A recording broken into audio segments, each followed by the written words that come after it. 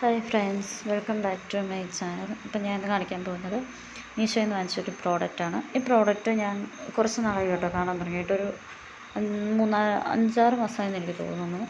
അപ്പം മുതൽ ഞാൻ ഇങ്ങനെ കാർട്ടിലിട്ട് വെച്ചിരുന്നതാണ്. റേറ്റ് കുറയുന്ന സമയം നോക്കിയിട്ട് വാങ്ങിക്കാമെന്ന്. നമ്മളങ്ങനെയാണല്ലോ സാധാരണക്കാരൊക്കെ. ഞാനും എപ്പോഴും അങ്ങനെ ചെയ്യുന്ന ഒരാളാണ്. കാർട്ടിൽ ആകെ ഇഷ്ടമുള്ള താല്പര്യമുള്ള സാധനങ്ങളൊക്കെ ഇട്ട് വയ്ക്കും. അതിൻ്റെ ഒരു റേറ്റ് കുറയുന്നത് നോക്കി വാങ്ങിക്കുന്ന ഒരാളാണ്. പക്ഷേ എൻ്റെ ഒരു ലക്ക് കുറവ് കൊണ്ട് ഈ സാധനം ഒന്നിൽ കൂടുതൽ ഇങ്ങനെ സെല്ലേഴ്സിൻ്റെ കയ്യിൽ ഈ സാധനം ഉണ്ടായിരുന്നു. പക്ഷേ ഈ സാധനം ഒറ്റയടിക്ക് ഔട്ട് ഓഫ് സ്റ്റോക്ക് ആയിപ്പോയി. പിന്നെ ഒരു 1-1.5 മാസമൊക്കെ നോക്കിയിരുന്ന് എനിക്ക് ഭയങ്കര വിഷമമായിപ്പോയായിരുന്നു. നോക്കിയിരുന്ന് പിന്നെ ഈ സാധനം സ്റ്റോക്ക് വന്നപ്പം പിന്നെ ഞാൻ വിലയൊന്നും നോക്കിയില്ല. ഞാൻ വാങ്ങിച്ചതാണ്. 159 രൂപയ്ക്കാണ് ഞാനിത് വാങ്ങിക്കുന്നത്. എനിക്ക് തോന്നുന്നു ആ സാധനം അന്ന് ഔട്ട് ഓഫ് സ്റ്റോക്ക് ആകുമ്പോൾ ഒരു 145 വരെയൊക്കെ റേറ്റ് വന്നായിരുന്നു. അങ്ങനെ ഇതൊരു ലേസാണ്. ഫുൾ കട്ട് ബീഡ്സ് അല്ല, നമ്മുടെ കട്ട് ബീഡ്സും അത്യാവശ്യം നീളമുള്ള കട്ട് ബീഡ്സും പേളിൻ്റെ ചെറിയ ബീഡ്സും വെച്ചിട്ട് ഇങ്ങനെ ഒരു സൈഡ് ഈ സിക്സാഗ് പോലെ വരും, വളഞ്ഞ് അങ്ങനെ ഒരു നിങ്ങൾക്കിപ്പോൾ കാണാമല്ലോ, നന്നായിട്ട് ഞാൻ സൂം ചെയ്ത് കാണിക്കുന്നുണ്ട്. ആ ഒരു മോഡലിൽ തിക്കായിട്ട് വർക്ക് ചെയ്തിരിക്കുന്ന ഒരു ലേസാണ് ഇത്. നെറ്റാണോ എന്ന് ചോദിച്ചാൽ നെറ്റാണ്, പക്ഷെ സാധാരണ നമ്മൾ കാണുന്നതോ കണ്ടിട്ടുള്ള രീതിയിലുള്ളൊരു നെറ്റല്ല. ഒരു വൈറ്റ് കളർ ഒരു സൈസ് മെറ്റീരിയലാണ്. ആ മെറ്റീരിയലിൽ ചെറുതായിട്ടൊരു എയർ ഹോളുണ്ട്. നെറ്റാണോ എന്ന് ചോദിച്ചാൽ നെറ്റാണ്. അങ്ങനത്തെ ഒരു മെറ്റീരിയലാണ് ഈ സാധനം വന്നിരിക്കുന്നത്. അതിലേക്ക് ഇവർ ഒരു ഗമ്മിൻ്റെ ഷീറ്റ് ഒട്ടിക്ക് ചെയ്തിരിക്കുന്നു, ഒരു പശ പോലെ. അതോ അവർ പശ ഒഴിച്ചിട്ട് അതങ്ങനെ ഒരു ഷീറ്റ് പോലെ ഇങ്ങനെ കട്ടിയായി വന്നതാണോ എന്ന് സത്യം പറഞ്ഞാൽ എനിക്കറിയത്തില്ല. ഞാൻ ഓൺലൈനിൽ കാണുമ്പം ബീഡ്സ് തയ്ച്ച് പിടിപ്പിച്ചിട്ട് വയ്ക്കുന്നതായിരിക്കും നെറ്റയിൽ, അങ്ങനെയാണ് ഞാൻ വിചാരിച്ചത്. പക്ഷേ വന്നു കഴിഞ്ഞപ്പോൾ അങ്ങനെയല്ല. ഇത്രയും തിക്കായിട്ട് ഇങ്ങനെ ഈ ചെറിയ ലേസിൽ അവർക്ക് പിടിപ്പിക്കാൻ പറ്റിയില്ലായിരിക്കും. 159 രൂപയ്ക്കൊക്കെ എപ്പോഴും 200 രൂപ 220 രൂപ കൂടുതൽ ഈ സാധനത്തിന് റേറ്റ് വരാറില്ല. അപ്പോൾ ഇതിലവർ പറഞ്ഞിരിക്കുന്നത് 9 മീറ്റർ ലേസ് എന്നാണ്. അപ്പോൾ ഈ 9 മീറ്റർ ലേസിൽ ഇത് പിടിപ്പിക്കുക എന്നുള്ളത് നല്ലൊരു മുതലാകുന്ന കാര്യമല്ലാത്തത് കൊണ്ടായിരിക്കാം അവർ ഗം വെച്ച് ഒട്ടിച്ചിരിക്കുന്നത്. പിന്നെ ഈ സാധനം, ഈ ഗമ്മ് പറയാതിരിക്കാൻ പറ്റത്തില്ല. എനിക്കിതിൻ്റെ ഒരു 2 ഡിഫോൾട്ട് ഒരു പരാതി എനിക്ക് തോന്നി. ഞാനിത് റിട്ടേൺ ചെയ്തിട്ടൊന്നുമില്ല, കാരണം എനിക്കിഷ്ടപ്പെട്ടു സാധനം. ഒരുപാട് ആഗ്രഹിച്ച് വാങ്ങിച്ചത് കൊണ്ട് ഇവർ റിട്ടേൺ ചെയ്യുന്നില്ല. 159 രൂപയുള്ളൂ. അതിന് വർത്ത് തന്നെയാണ്. പക്ഷേ എങ്കിലും അവർ പറഞ്ഞിരിക്കുന്നത് 9 മീറ്റർ എന്നായിരുന്നു. ഈ സാധനം 9 മീറ്റർ ഇല്ല, ഒരു 8 മീറ്ററേ ഉള്ളൂ.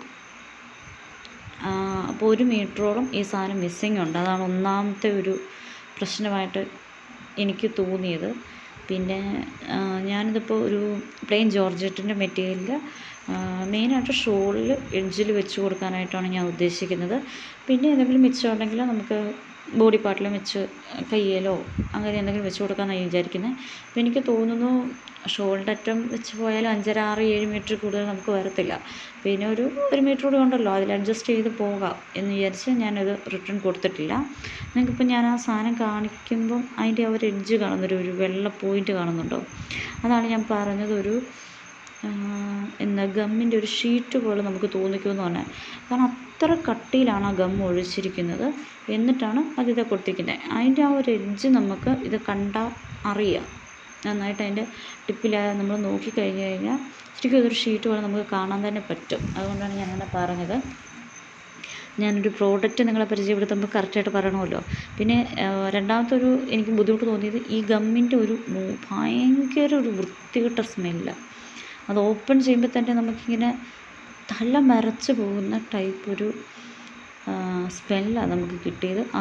അത് പിന്നെ കുറച്ച് നേരം ഓപ്പൺ എയർ വെച്ച് കഴിയുമ്പോഴത്തേനും പോകുമെന്നാണ് എൻ്റെ ഒരു വിശ്വാസം. അത് പോകുമായിരിക്കും.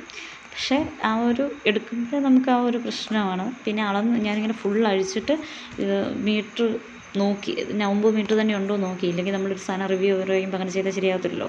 അതാണ് ഞാൻ പറഞ്ഞത്, 8 മീറ്റർ സാധനമുള്ളൂ. പിന്നെ ഈ സാധനം നല്ല ഹെവിയാണ്. ഇത്രയും സ്റ്റോൺസ് വരുന്നതല്ലേ, സ്റ്റോൺസും ബീഡ്സും എല്ലാം കൂടെ വരുന്നതാണ്. നല്ല വെയിറ്റ് ഉണ്ട്. നമ്മൾ ദുപ്പട്ട കൊടുത്തു കഴിഞ്ഞാൽ ഇവന്തോ ടോപ്പിലായാലും ടോപ്പിൻ്റെയൊക്കെ അടിഭാഗത്ത് കൊടുക്കുകയാണെങ്കിൽ അതിൻ്റെ ഒരു വെയിറ്റ് കൊണ്ട് അതിങ്ങനെ പറക്കാതെ ഇങ്ങനെ താന്ന് കിടന്നോളും. ആ ഒരു രീതി വെയിറ്റ് ഉണ്ട്.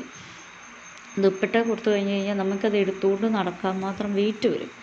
ആ ഒരു ഇതുണ്ട് കേട്ടോ. ലൈറ്റ് വെയിറ്റ് അല്ല സാധനം. അത് ഹെവി വർക്ക് വരുന്ന എല്ലാ ഡ്രസ്സിലും നമുക്ക് നോർമലി ഉണ്ടാകുന്നതാണ്.